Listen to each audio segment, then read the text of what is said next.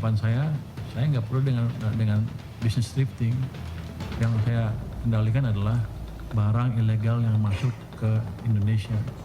Saya akan membersihkan Indonesia dari barang-barang ilegal yang masuk yang ilegal.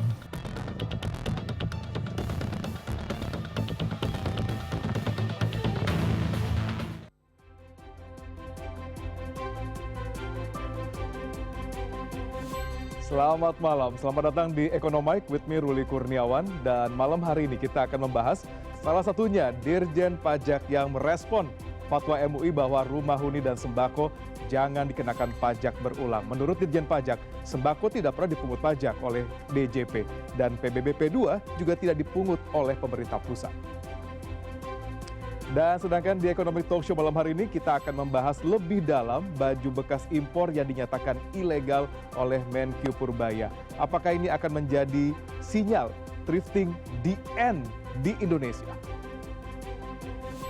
Dan selain dua topik tadi kita akan bahas update isu-isu ekonomi di Indonesia dan juga di dunia.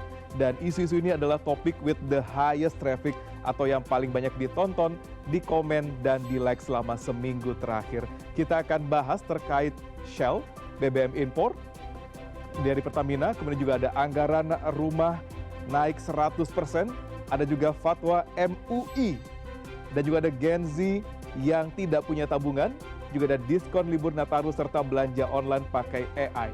Dan langsung saja kita ke informasi yang pertama.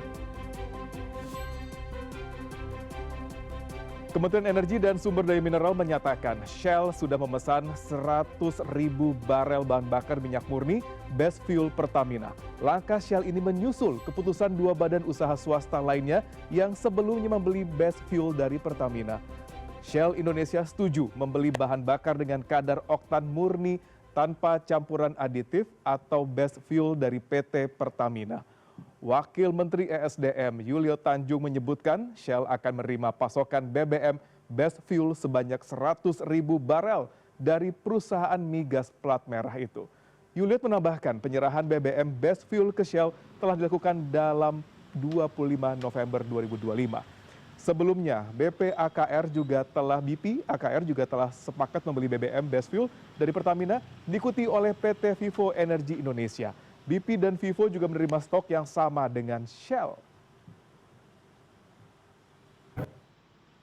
25 ini sudah sampai di tempat titik serah yang disepakati antara Pertamina dengan Shell. Oke. Kita mau ambil berapa? 100.000 barel. Jadi lebih kurang 100.000 barel. Ya, kalau kita melihat sekarang beberapa SPBU swasta sudah mulai banyak yang mengantri untuk membeli BBM di RON 92, terutama BP dan juga Vivo. Kita nunggu kira-kira Shell kapan akan ada antrian, terutama kendaraan motor untuk bisa mendapatkan BBM 92 atau non-subsidi dari pemerintah seperti di Pertamina. Dan kita ke informasi berikutnya, ada Menteri Perumahan dan Kawasan Pemukiman Marwarar Sirait yang menyampaikan bahwa anggaran sektor perumahan tahun depan naik hingga 100%. Dan kenaikan ini diiringi perluasan program bedah rumah dan penambahan insentif untuk masyarakat berpenghasilan rendah. Pernyataan itu disampaikan usai rapat di kantor Kementerian Koordinator Bidang Perekonomian Jakarta, Rabu 26 November 2025. Tahun depan itu anggaran kementerian kami naik 100%. Yang kedua, untuk program bedah rumah naik sangat signifikan. Tahun ini 45.000 rumah, tahun depan 400.000 rumah yang dibedah seluruh Indonesia. Artinya dibedah ini dari tidak layak huni jadi layak huni. Ini membuktikan Bapak Prabowo sebagai Presiden sangat memperhatikan rumah rakyat yang tidak layak huni. Dari 45.000 menjadi 400.000 itu mungkin sekitar 8 kali lipat jumlahnya. Iya, dan juga Menteri Perumahan Marwarar Sirait juga berharap agar slik OJK yang menjadi dasar pertimbangan bank memberikan KPR ini dihapus khususnya dalam program rumah subsidi pemerintah agar lebih banyak lagi masyarakat yang bisa punya rumah. Tapi menurut Purbaya, Kementerian Keuangan akan menginvestigasi lebih lanjut terkait penghapusan slik OJK ini. Karena apakah gara-gara slik OJK tidak bisa punya rumah atau ada faktor lain, terutama pendapatan. Dan ini akan dilihat skemanya seperti apa, kita tunggu saja hasil evaluasi dari Menteri Keuangan Purbaya. Dan informasi berikutnya dari Majelis Ulama Indonesia menetapkan fatwa untuk pajak yang berkeadilan. Di antaranya rumah hunian yang bukan komersial serta sembako tidak boleh dikenai pajak berulang. Sementara itu Dirjen Pajak pun langsung merespon fatwa MUI ini. Menurut Dirjen Pajak, sembako tidak pernah dipungut pajak oleh DJP dan PBB P2 juga tidak dipungut oleh pemerintah pusat, melainkan pemerintah daerah. Dirjen Pajak pun akan tabayun dengan MUI terkait dengan fatwa ini. DPR juga akan berkoordinasi dengan kementerian terkait fatwa ini.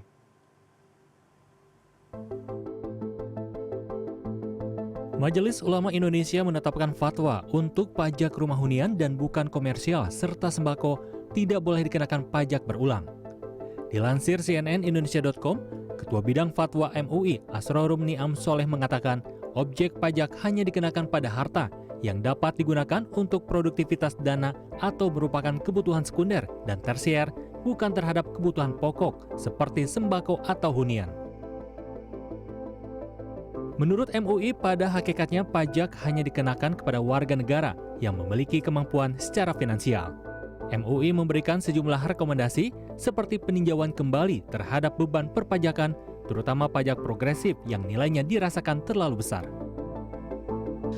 Fatwa ini juga nanti menjadi salah satu pertimbangan di dalam perbaikan regulasi dan juga tata kelola pemerintahan, khususnya terkait dengan tata kelola perpajakan agar bermuara pada prinsip-prinsip keadilan serta kesejahteraan bagi masyarakat secara umum. Sementara itu, Dewan Perwakilan Rakyat merespon keluarnya fatwa MUI terkait pajak yang dianggap memberatkan masyarakat. Wakil Ketua DPR RI Cucun Ahmad pada Selasa siang di Kompleks Parlemen Senayan menyatakan pihaknya segera berkoordinasi dengan Kementerian Keuangan guna menyikapi fatwa MUI terkait pajak berkeadilan. Fatwa MUI ya nanti kita akan lihat juga dan kita akan tanyakan kepada Kementerian Keuangan apakah itu sudah menjadi masukan dari MUI dan nanti ada jadi pertimbangannya, kita juga akan tanya seperti apa Menteri Keuangan menyikapi fatwa tersebut. Sebelumnya, Majelis Ulama Indonesia menerbitkan fatwa soal pajak berkeadilan dan meminta pemerintah serta DPR mengevaluasi aturan soal pajak agar sesuai dengan fatwa. Tim Liputan CNN Indonesia. Kira-kira gimana kelanjutannya? Apakah pemerintah akan mendengarkan fatwa MUI termasuk dengan tidak kembali menarik pajak dari bangunan yang dihuni? Kalau kita melihat nampaknya MUI ini melihat kejadian terjadi bulan Agustus lalu di mana banyak pemerintah daerah yang menaikkan PBB itu sampai berkali-kali lipat, ada yang 1000%, 1200%, ada yang 400%. Dan ini menjadi mungkin pertimbangan MUI supaya jangan tarik pajak dong kalau kayak gini. Tapi apakah nanti ada respon seperti apa di pemerintah daerah? Karena bagaimanapun pajak ini untuk menambah pendapatan daerah juga kan ya. Kita akan sama-sama nanti banyak kelanjutannya. Apakah akan tabayunnya seperti apa? Kita akan lihat sama-sama. Dan kita ke informasi lain di mana Lembaga Penjamin Simpanan mengungkap lebih dari 20 juta Gen Z di Indonesia tidak memiliki tabungan. Situasi finansial ini dinilai membuat generasi muda, utamanya mahasiswa, semakin rentan terjebak pinjaman online saat menghadapi kondisi mendesak. Pernyataan itu dibahas dalam acara literasi keuangan yang menyasar generasi Z di Denpasar, Bali. Untuk menjaga kondisi mendesak yang mengarah pada pinjaman online atau pinjol, generasi Z terutama mahasiswa diharapkan mulai cerdas mengelola keuangan dan mulai menyisihkan uang sejak dini. Dalam acara ini Bank Indonesia dan lembaga keuangan lainnya juga mengajarkan mahasiswa untuk melakukan investasi jangka panjang. Hal ini bertujuan untuk melatih generasi Z dalam mengelola keuangan dalam era digital.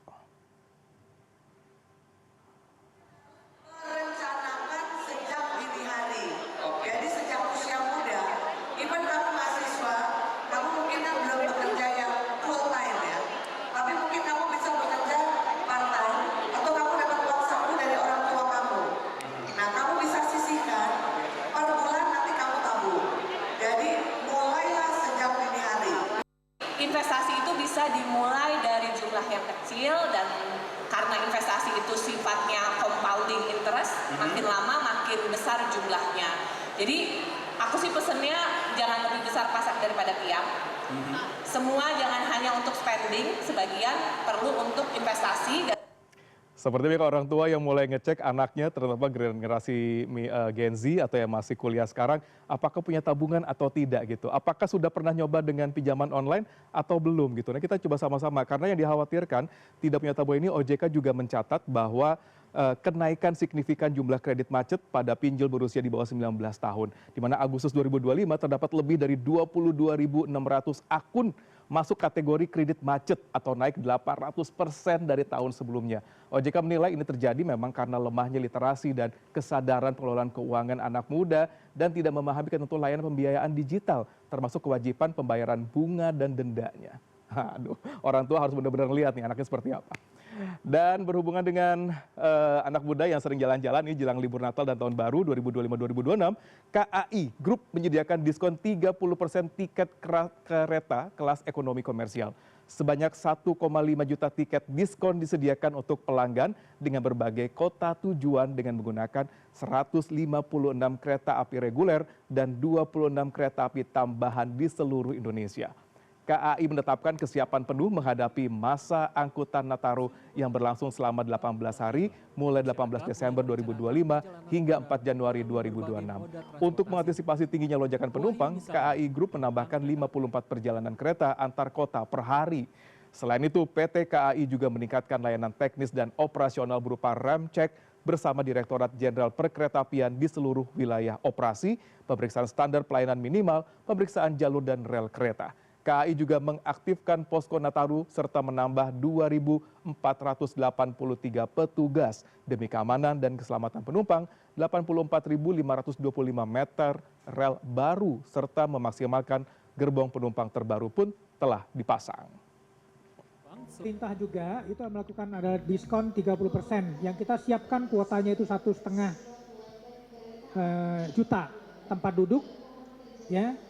Itu untuk khusus kereta ekonomi komersial yang terdiri dari 156 kereta reguler dan 26 KA tambahan. Ini sangat mempunyai impact ekonomi yang sangat tinggi sekali. Kita memperlancar mobilisasi penumpang dengan berbiaya murah dan kita menyediakan tempat duduk yang cukup banyak, 1,5 juta tempat duduk. Kayaknya udah mulai harus war tiket untuk pulang kampung di hari libur Nataru nanti. Karena tidak hanya kereta api memberikan diskon hingga 30%, bahkan juga tiket kapal laut, PLMI juga ada diskon juga sehingga 30%, bahkan juga tiket pesawat terbang juga diskon 13-14%. Saatnya kita untuk mulai cari-cari kira-kira untuk mulai bisa ngeliat-ngeliat kira-kira harga tiket yang paling reasonable buat kita nanti liburan Nataru di mana dan dengan angkutan apa. Nah, kita akan ke informasi baru terkait dengan babak baru dalam dunia e-commerce yang dorong agen digital dan asisten cerdas telah dimulai. Untuk berbelanja, raksasa teknologi seperti Amazon dan juga Google kini berlomba-lomba mempertahankan dominasinya dari pemain baru seperti OpenAI dan Perplexity. With consumers increasingly using AI to make purchases, experts say companies like Amazon and Google are trying to stay ahead of upstarts like OpenAI and Perplexity. There are a lot of different big tech companies that we're talking about who are trying to leverage AI. For example, as of September, US-based users can buy Etsy products directly from OpenAI's ChatGPT. OpenAI and Walmart announced a similar partnership in October. Perplexity's Comet web browser lets users set up AI agents to handle tasks like shopping on Amazon. Last month, Amazon sent a cease and desist letter to the AI startup. For Jeremy Goldman, it's a sign that an AI battle is brewing. Amazon is one of the biggest players, unsurprisingly, in this regard. One thing that they're trying to do quite a lot of is to facilitate extra transactions and to reduce the friction for the consumer. AI and online agents are expected to be involved in $73 billion worth of global online sales, or 22% of all orders placed, from Tuesday through Cyber Monday, according to Salesforce data provided exclusively to CNN. Recently, Google announced new AI shopping features, including an AI agent able to call local stores and ask if a product is in stock, along with information about promotions and pricing. With all the new AI tools, Goldman says consumers will need time to adapt. At one point, the idea of clicking an ad on Google and clicking through and then transacting, that was strange to people. And now that's something people don't even think about. In Atlanta, I'm Ivan Rodriguez. Buat yang suka belanja, sekarang sudah ada teknologi dengan AI untuk belanja di marketplace. Nah, itu luar biasa sekali. Nah, ini juga buat yang senang belanja, terutama belanja baju-baju bekas namun masih layak. Ada kita terkait dengan thrifting, di mana pasar thrifting sekarang sedang bergejolak setelah sikap keras pemerintah menyatakan barang impor bekas ilegal akan dihentikan tanpa kompromi. Pedagang kecil merasa terancam. Benarkah ini akan menjadi akhir dari tren thrifting di Indonesia? Kita akan membahasnya di Economic Talk Show sesaat lagi. Jangan kemana-mana.